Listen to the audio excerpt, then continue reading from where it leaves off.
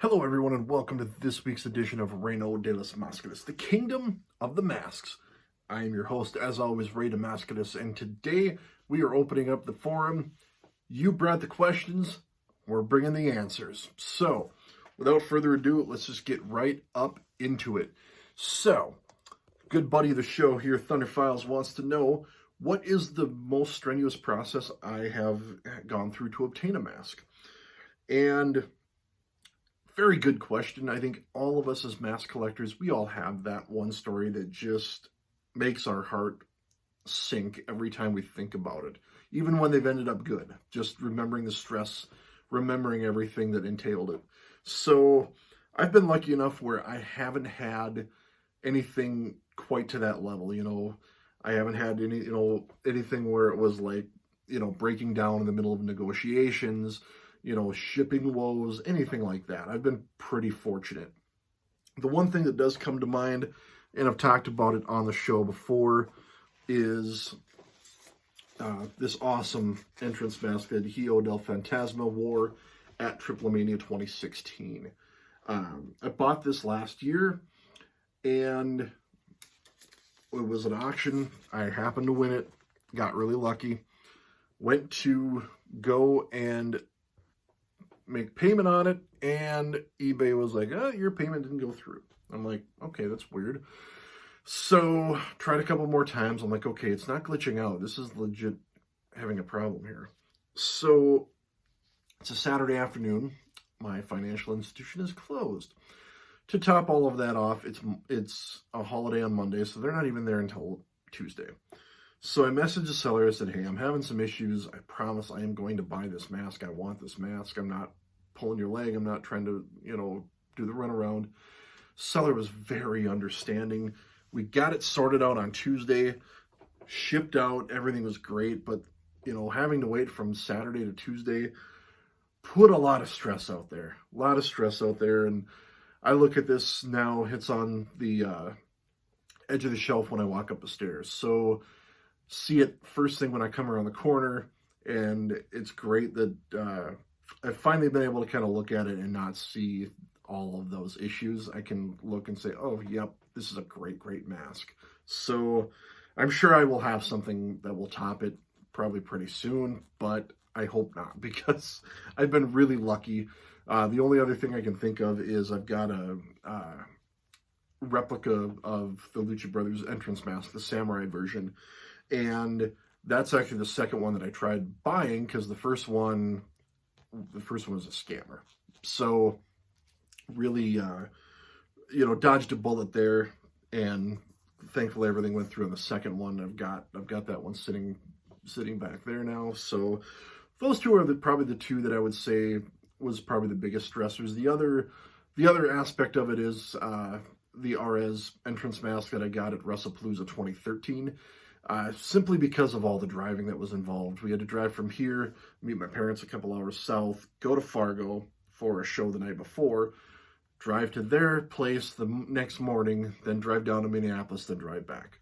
A lot of time in the car, a lot of driving, but it was well worth it. Absolutely well worth it. So those are kind of my three stories on that front. So want to say thank you very much for the question there. So our next one comes in from somebody who has a very low opinion of a certain WWE wrestler right now. You know who you are. And they've come at me with a very evil question, and not a very nice, very evil question, just a purely evil question. So they want to know, if I have no choice, I have to destroy 5 masks that are in my collection, which ones am I destroying? Now, first of all, that is an absolutely evil question. But second of all, I found a way around it. Ha ha. So, out of camera range here, to my side, I actually have half a dozen masks that I bought years ago. They're semi-pro. I now have updated versions of all of them. So, no choice, have to go through with it, can't skirt around it, can't get out of it. Those would be the ones that I would go to get wrecked. I'm obviously not doing that. I'm exploring options right now as to how I want to move them. Thinking of maybe doing a giveaway here, maybe doing one on Instagram. Kind of pay it forward a little bit. I never got into this hobby for the sake of collecting and then turning a massive profit. Just not my style to do that. So stay tuned. I'll kind of let everybody know how that works. So jumping over to Twitter real fast. Red Card Lucha wants to know who is on my top. Excuse me. Who wants? He wants to know what is on the top of my wish list. And kind of a loaded question. My main wish list now, as I think about it, would be a lot of the new crop coming out of CMLL right now. Neon is very high on my list. Futuro would be high on my list. Mascara Dorada, also high on my list. The tricky part there is those guys are all young. You know, Mascara Dorada is 22, I believe. I believe Neon is 20. So I know, you know, it's not going to be as simple as just messaging these guys and saying, hey, what do you have for sale? I have not built that rapport with those three yet. So I would not feel comfortable reaching out in that manner to ask a question based on, you know, masks and whatnot. So I might have to kind of go around my current collecting rules. Right now I've pivoted to strictly official and or ring worn.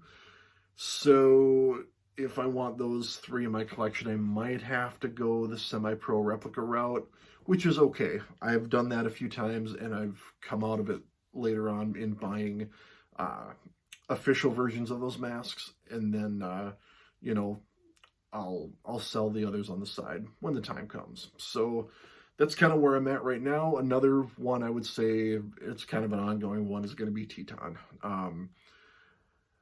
I went to Totocon's website, and he dropped a ton over there. He dropped a ton on Depot Mart. There very well might be a new edition very, very, very soon. Nothing official yet, but there's a couple that I just about jumped out of my seat for when I saw them. So stay tuned on that one. So thank you for the question. Jumping over to Discord once again. Pheno Dragon wants to know, if I had to wear a mask all day, what would it be? So kind of a cop-out answer, but anything with an open mouth. It doesn't necessarily have to be the size here that this Atlantis one has. This one's pretty big. But even something here like Dr. Wagner here, we've got, you know, it's semi-closed, but it's still open enough to where it's very breathable. Breathable is the key. I've worn a couple of masks to work for Halloween over the course of the years. I've worn a Drago mask, which was very awkward with my beard because chin was right over there, so it didn't set very well.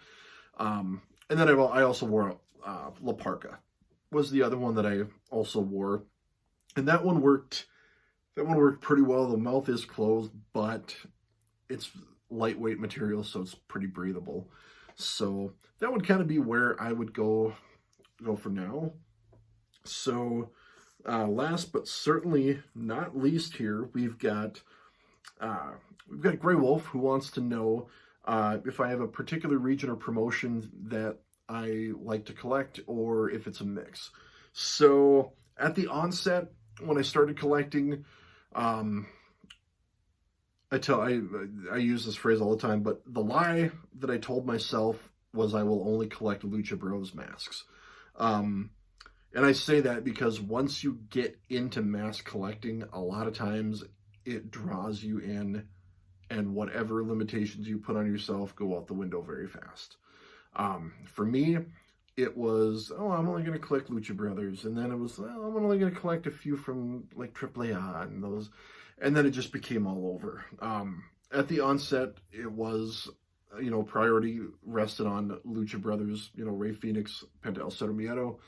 And then it kind of, you know, went to, you know, Bandito, to Flamita, to Artemis. And eventually it was like I would just luck into stuff sometimes. So right now my focus is kind of on the CMLL side, just because I collected on the AAA side so much. I kind of want to fill in some of those gaps on the CMLL side of things. So it's a pretty good mix. I do also, have some independent talent masks. I do have a couple of Japanese wrestlers replica masks as well. So it really went from only Lucha Bros to, who do I like? So, yeah, obviously we've seen that collection grow. A lot of variety now, and yeah, so it's been fun. But just want to say thank you to everyone who sent in questions. It's really fun answering these, especially this crop of questions. It was it was different. It was a lot of questions that I honestly wasn't expecting, and really challenged me, really made me think. So thank you all. I really do appreciate that. So as always, like, comment, subscribe. Let me know what you want to see. I'm available on Discord. I'm available on Instagram, on Twitter as well. Reach out, questions, whatnot. So until next week, we'll do this again. Live, laugh, love, and as always, Lucha Libre. We'll see ya.